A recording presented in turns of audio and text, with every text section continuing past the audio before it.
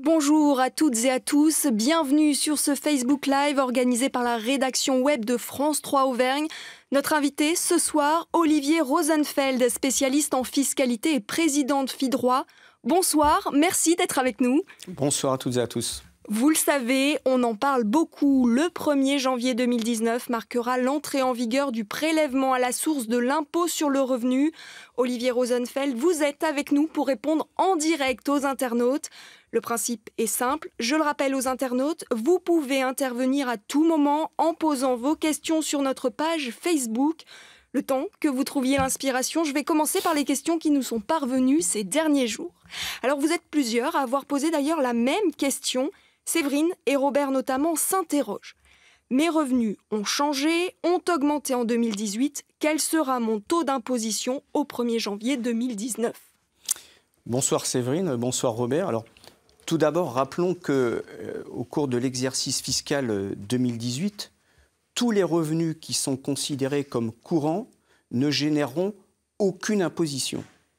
Par voie de conséquence, si vos revenus, notamment salariaux, devaient augmenter au cours de l'exercice fiscal 2018, cela n'entraînera pas davantage d'imposition. Autrement dit, c'est parfaitement neutre. Pour autant, vous savez que le prélèvement à la source va ensuite être activé à compter de l'année 2019, mais sur la base et uniquement sur la base de vos revenus 2017.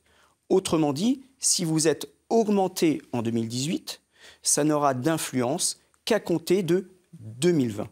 Alors voilà une question de Pierre également. Est-il trop tard pour changer son taux d'imposition, de prélèvement ? Pas du tout, Pierre. C'est vrai qu'il y a une campagne ces derniers jours vous interpellant et vous invitant à opter pour un taux si d'aventure le taux qui vous a été indiqué dans votre avis d'imposition ne vous satisfaisait pas. Au sens où certains d'entre vous ont craint un manque de confidentialité dès lors que le taux qui a été déterminé pouvait être adressé à votre employeur, pendant que d'autres se sont inquiétés de la situation où, par la force de la disparité des revenus entre les deux membres d'un foyer fiscal, monsieur, madame et monsieur et madame, eh bien, certains souhaitaient qu'il leur soit appliqué un taux propre à leurs revenus. Or, on leur a proposé d'opter avant le 15 septembre, soit pour un taux neutre, soit pour un taux individualisé. Le fait est que vous pouvez, en réalité... Pardon, je disais que les internautes nous rejoignaient. Parfait. En réalité, vous pouvez continuer à opter pour un autre taux que le taux personnalisé, mais ce que vous devez avoir en tête, c'est que depuis le 15 septembre, les taux sont adressés à vos employeurs respectifs. Autrement dit, si vous souhaitiez conserver une certaine confidentialité, vous pourrez le faire pour l'avenir, mais force est de constater que vos employeurs disposent maintenant des taux personnalisés. Autrement dit, des taux qui relèvent ou qui révèlent votre situation patronale ou votre situation en termes de revenus. Vous pouvez donc encore modifier vos taux, mais vous ne pourrez plus écarter le risque de voir votre employeur connaître votre taux personnalisé. Et là, vous pouvez le faire jusqu'au 15 décembre, puisqu'il semblerait que l'administration se soit engagée jusqu'à cette date à modifier les taux en conséquence, et ce, à partir du 1er janvier 2019. Je vous le disais, les internautes, ça y est, nous rejoignent. On a Jeanne-Françoise qui pose une question. « J'ai ma retraite beaucoup moins importante que celle de mon mari. Pourquoi ai-je le même taux ?» Alors, vous savez qu'en France, il y a deux principes qui prévalent. La familialisation de l'impôt et la conjugalisation de l'impôt. Autrement dit, vous avez un taux unique pour le foyer fiscal. Et ce sont en fait l'ensemble des revenus perçus par ce foyer fiscal qui font l'objet d'une imposition. Autrement dit, le taux est unique. Pour autant, dans les règles qui vont prévaloir avec le prélèvement à la source, vous aurez la liberté d'opter pour des taux dits individualisés, c'est-à-dire des taux qui vont être déterminés en fonction des revenus de l'un et de l'autre. Autrement dit, si l'un des deux devait avoir des revenus plus conséquents il lui sera déterminé un taux qui est déterminé en fonction de ce niveau de revenu, pendant que l'autre, qui aurait des revenus plus faibles, eh bien, pourra accéder à un taux adapté à cette réalité. Le fait est que, en général, et quand on additionnera l'ensemble des impôts payés par l'un et par l'autre, l'administration percevra ce qu'elle aurait dû recevoir avec l'application du taux du foyer dans son entier. On a beaucoup de questions, hein. Je vais enchaîner. La retraite interroge. René Job nous dit « Moi aussi, je suis à la retraite. Va-t-on me prélever directement sur ma retraite ?» Alors, les organismes collecteurs ne se résument pas aux seuls employeurs. Les caisses de retraite sont également des organismes collecteurs, si bien que l'administration a adressé autant aux employeurs qu'aux caisses de retraite, notamment, ou voire encore à Pôle emploi, les taux qui seront appliqués. Vous n'aurez donc rien à faire, vous recevrez une pension de retraite nette de toute imposition. On a une question aussi de Dominique Mazurier. Je suis au chômage de temps en temps, je travaille ponctuellement. Il enchaîne donc les périodes de chômage et les CDD. Comment ça se passe ? Alors bonsoir Dominique, c'est vrai que vous êtes nombreux à avoir des situations qui sont assez instables. Dans cette hypothèse, lorsque vous avez par exemple des contrats à durée déterminée ou des intérims, il est possible que ceux qui vous emploient appliquent ce qu'on appelle un taux neutre. En effet, le délai entre le moment où vous allez trouver ce nouveau job et le moment où votre employeur va vous payer, ces périodes sont suffisamment restreintes pour que l'employeur ne connaisse pas nécessairement le taux qui devrait vous être appliqué.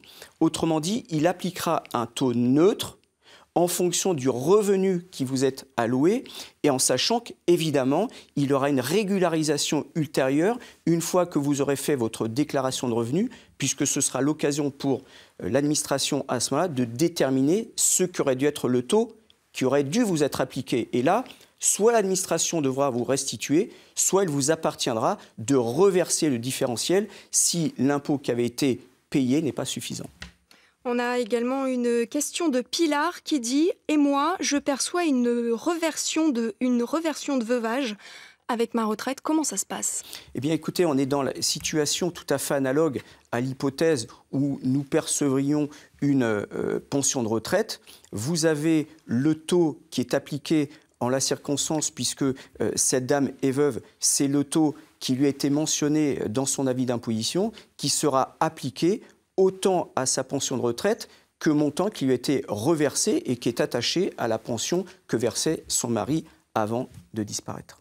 On a une question maintenant de Didou Didonc. Est-ce qu'on déclarera son impôt comme on le fait actuellement ?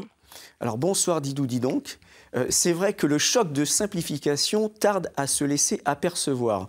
En effet, tous les contribuables qui nous écoutent doivent savoir qu'ils devront chaque année, au moment du printemps, comme ils l'ont toujours fait, ils devront procéder à leur déclaration de revenus, ce qui sera l'occasion du reste pour l'administration fiscale de réactualiser le taux du prélèvement à la source. Chaque année, votre taux évoluera en fonction de l'évolution de vos revenus. Autrement dit, vous continuerez à faire votre déclaration de revenus, malheureusement. Il y a, je le disais, de plus en plus d'internautes qui nous rejoignent. La question maintenant, c'est celle de Martial. Comment ça se passe pour les accidents du travail ? Alors, bonsoir Martial. Alors, pour les accidents du travail, vous avez effectivement des hypothèses où vous allez bénéficier d'une exonération lorsque vous avez des indemnités qui tiennent effectivement avec cet accident du travail. Il m'est difficile d'aller beaucoup plus loin dans la mesure où je ne connais pas précisément l'origine de cet accident. Si d'aventure une partie de ce qui vous est versé devait être imposée, ce serait très classiquement le taux du prélèvement à la source tel qu'il s'appliquerait sur vos autres revenus.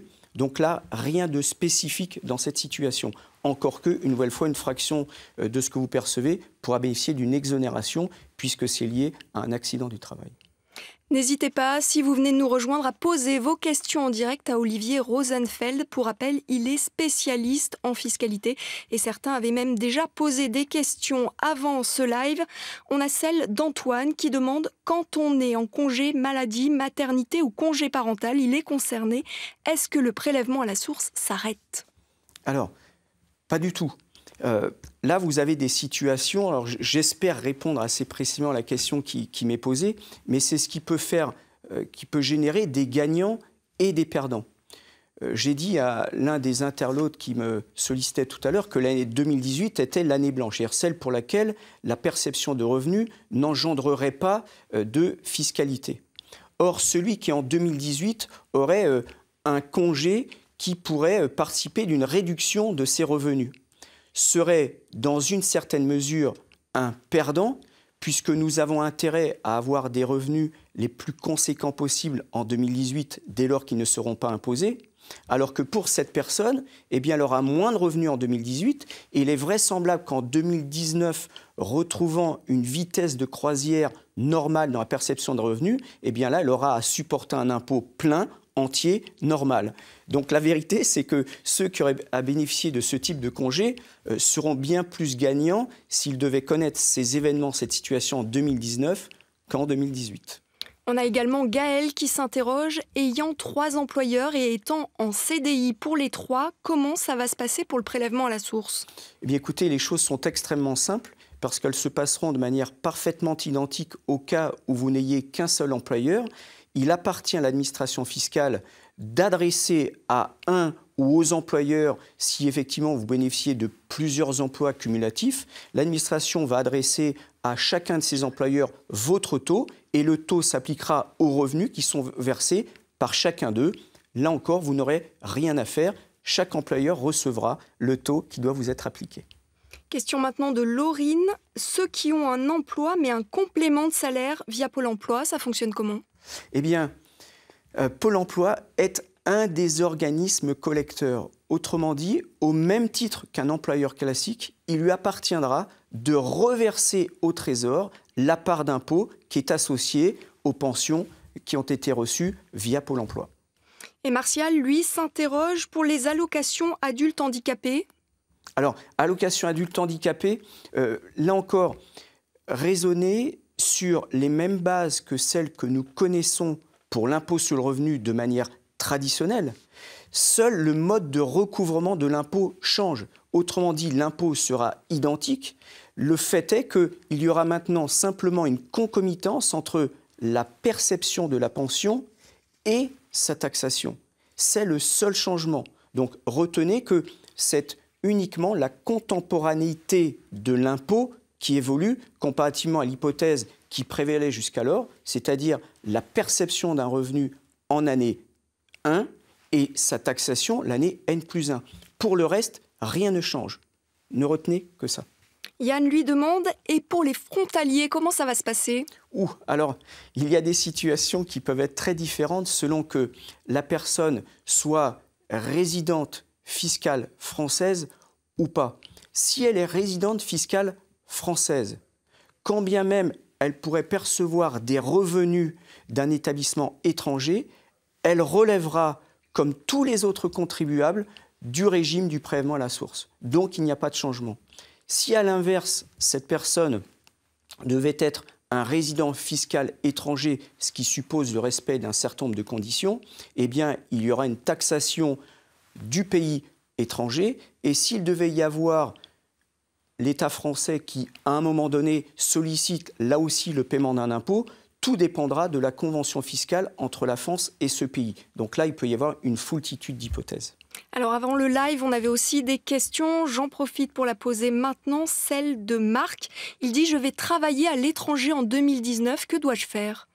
Ah bien écoutez, pour l'instant, il n'a strictement rien à faire, puisque je rappelais que vous allez payer de l'impôt en 2019, sur la base, et avec un taux qui a été déterminé sur la base des revenus de 2017. Et comme je disais tout à l'heure, si cette personne reste résidente fiscale française, elle paiera de l'impôt sur les revenus qu'elle perçoit en fonction du taux qui a été déterminé sur les revenus de N-2, c'est-à-dire 2017, en tout cas pour les 8 premiers mois de l'année. Et puis sur les 4 derniers mois, tout dépendra de la déclaration de revenus que cette personne a faite à l'automne,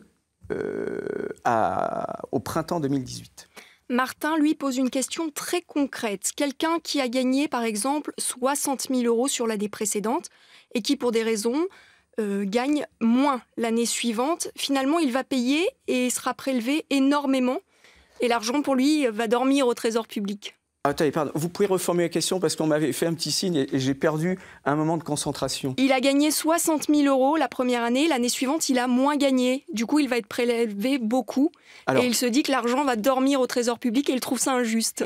Alors, il a raison de trouver ça injuste et ça l'est tellement qu'il pourra solliciter auprès du Trésor une baisse de son taux, en tout cas de ce qu'il aura à verser, si lui-même estime que ses revenus ont suffisamment baissé pour pouvoir prétendre à une baisse du taux d'imposition. Autrement dit, imaginons qu'il ait perçu 60 000 € en 2017, mais qu'en 2018, il escompte une baisse de ses revenus. L'administration, ne connaissant l'évolution de ses revenus que dès lors qu'il aura procédé à une déclaration de revenus en 2018, pour éviter d'avoir à attendre septembre 2019 avant que ce taux baisse, parce qu'à ce moment-là, l'administration connaîtra l'évolution de ses revenus, il pourra prendre contact avec l'administration fiscale, y compris sur impôts.gouv, en demandant une baisse de son taux, anticipant effectivement la baisse de ses revenus. La question de Sandrine maintenant, les déductions d'impôts seront prises en compte à quel moment par le prélèvement à la source? Elle pense à la pension alimentaire. Alors, le taux du prélèvement à la source prend en considération les déductions du revenu. Autrement dit, votre taux est d'autant plus faible que vous avez procédé à des déductions de votre revenu. Par exemple, un versement sur un plan d'épargne retraite populaire ou parce que vous auriez versé une pension alimentaire. Autrement dit, votre taux prend en considération ces déductions de manière automatique. Ce qui est différent de l'hypothèse où vous avez bénéficié de réduction ou de crédit d'impôt dans la mesure où le taux du prélèvement à la source, à l'inverse, là, ne prend pas en compte les réductions et crédits d'impôt. Si vous venez de nous rejoindre sur ce Facebook Live, je le rappelle, n'hésitez pas à poser vos questions à Olivier Rosenfeld. Il est spécialiste en fiscalité. Maintenant, on a cette question d'Evelyne qui, je pense, a besoin d'être rassurée. Si on n'est pas imposable, est-ce qu'il y aura un prélèvement? Alors, là, la situation mérite 2 temps dans ma réponse, parce qu'il y a 2 types de contribuables dans la circonstance. Soit vous n'êtes pas imposable sans avoir bénéficié de réduction ou de crédit d'impôt. Et là, l'administration fiscale va effectivement envoyer à votre employeur un taux nul. Autrement dit, il n'y aura pas de prélèvement. Mais vous pouvez aussi devenir non imposable grâce au concours de réduction au crédit d'impôt. Si tel devait être le cas, pour prétendre à un taux nul, il faudra respecter une deuxième condition, c'est qu'au cours des 2 années qui ont précédé, vous puissiez prouver que vos revenus étaient inférieurs, votre revenu fiscal de référence était inférieur à 25 000 € par part. Donc il y a 2 conditions à respecter. Avant ce live, certains internautes ont déjà posé des questions. C'est le cas de Marie. Comment cela va-t-il... Je le refais, pardon. Comment fait-on lorsque l'on emploie une aide à domicile ou une nourrice? Alors, là, ma réponse, malheureusement, va être très rapide. Pourquoi? Parce que nous avons eu, il y a quelques semaines, un communiqué du ministre, donc qui n'a aucune valeur juridique. C'est la raison pour laquelle nous attendons le projet de loi de finances de cette année.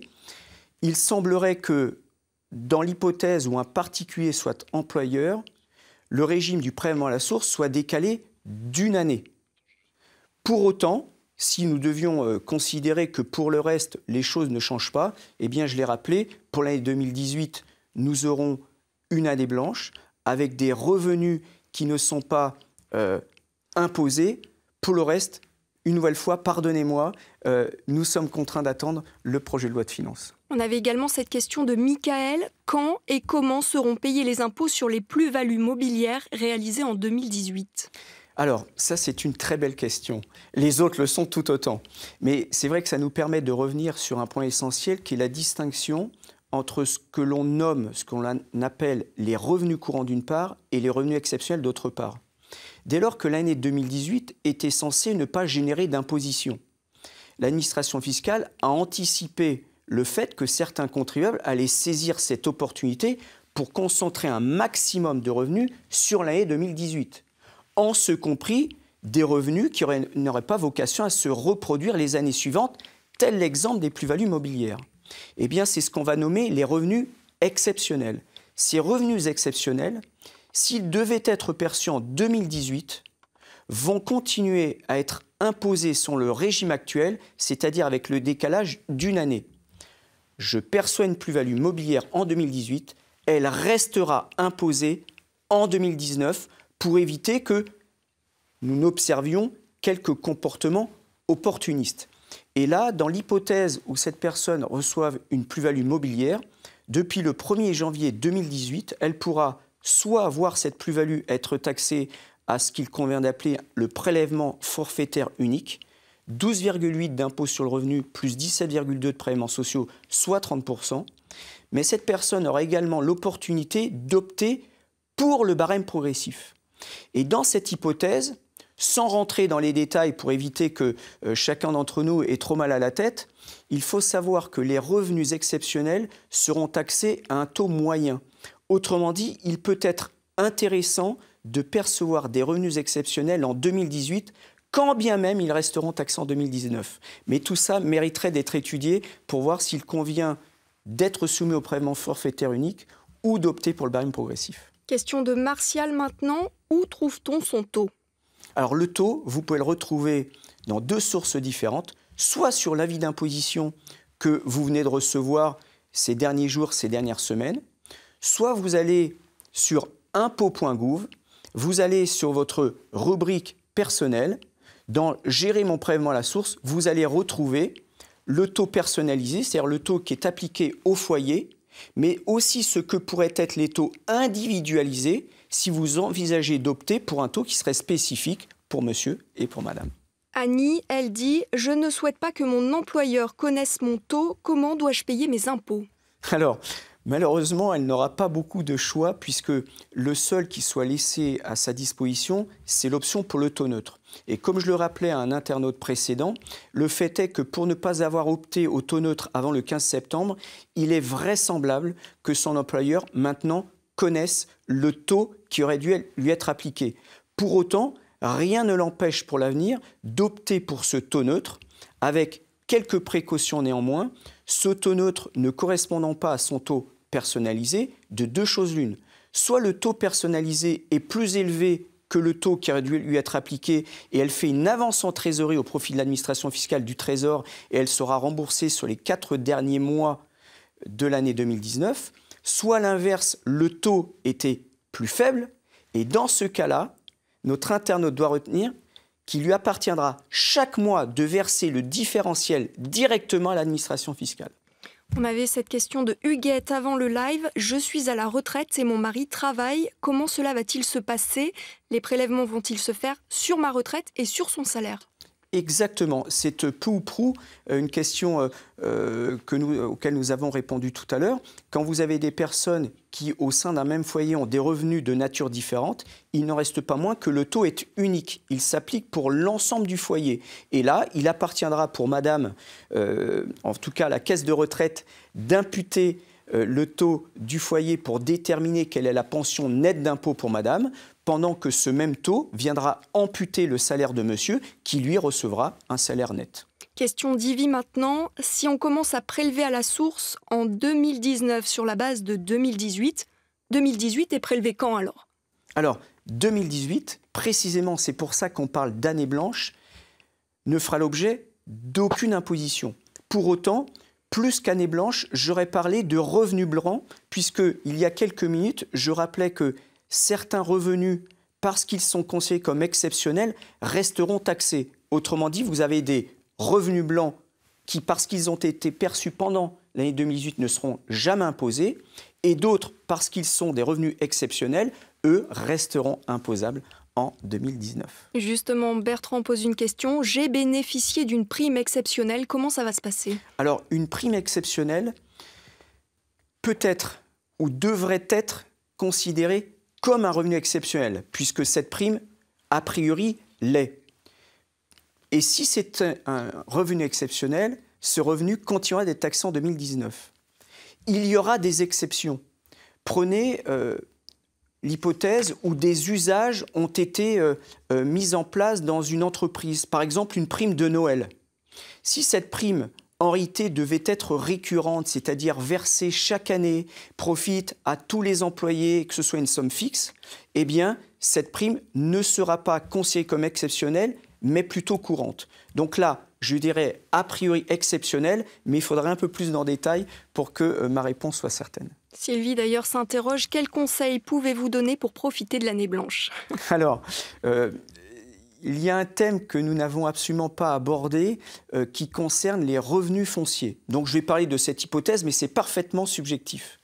Il se trouve que si vous deviez réaliser des travaux dans des proportions extrêmement importantes par rapport au loyer que vous percevez, eh bien vous pourriez vous retrouver dans une situation où vous allez, écoutez bien, déduire fiscalement plus que le montant des travaux que vous avez effectivement réalisés, effectivement décaissés. Pour cela, il faut respecter certaines conditions et le temps qui nous est imparti ne nous permet peut-être pas de le développer, mais il est certain que nous pourrons ici ou là apercevoir quelques comportements permettant d'optimiser sa fiscalité grâce à l'année blanche, même si l'administration a également prévu des clauses anti-optimisation qui s'appliqueront d'ailleurs jusqu'en 2022. Donc attention pour ceux dont les esprits seraient un peu trop imaginatifs. Question de Didier, comment cela se passe-t-il quand une société fait faillite ou quand une société ne reverse pas ce qu'elle doit? Alors, nous l'avons déjà dit, il appartient aux entreprises de collecter l'impôt. Autrement dit, vous avez déjà un moyen de vérification, vous pouvez aller dans impôt.gouv pour vous assurer que non seulement le taux qui vous est appliqué concerne bien votre situation, mais que le montant qui aurait dû être prélevé l'a été effectivement. Si l'entreprise a collecté, mais qu'elle ne reverse pas à l'administration fiscale, c'est de la responsabilité unique de l'entreprise. Si à l'inverse, vous deviez constater que le montant que vous auriez dû supporter par l'entremise de l'entreprise n'a pas été collecté, il vous appartient d'en informer l'administration fiscale pour plus de sécurité. Il y a Marie également qui s'interroge, quand on est prélevé mensuellement pour les impôts, il ne va plus y avoir de prélèvement mensuel en 2018 ? Alors, je ne sais pas si cette interlocutrice veut que nous abordions le comparatif avec ce qu'était le régime de la mensualisation. Une chose est certaine, c'est que nous allons, avec le prélèvement à la source, avoir un prélèvement sur 12 mois. La mensualisation, elle, s'appliquait sur 10 mois et à partir du 15, quand pour le PAS, ce sera à partir du 30. Autrement dit, l'effort en trésorerie sera un peu moindre. Si je réponds plus précisément à la question sur 2018, rappelez-vous que nous sommes censés payer l'impôt de 2018 sur les revenus de 2017. Or, les revenus de 2017 continuent d'être imposés et vraisemblablement, au regard de la question qui m'est posée, pour une personne qui est mensualisée, il n'y aura absolument aucun changement. Je paierai mes impôts sur 10 mois, si cette personne est mensualisée, sur la base des revenus que j'avais effectivement perçus les années précédentes. Pas de changement de ce côté-là. Ça passe très vite, hein. C'est déjà la fin de ce Facebook Live. Merci Olivier Rosenfeld d'avoir été avec nous ce soir et bien sûr d'avoir répondu aux questions des internautes. Merci aussi aux internautes de France 3 Auvergne pour leur participation. À bientôt sur notre site internet, sur les réseaux sociaux ou pour un autre Facebook Live.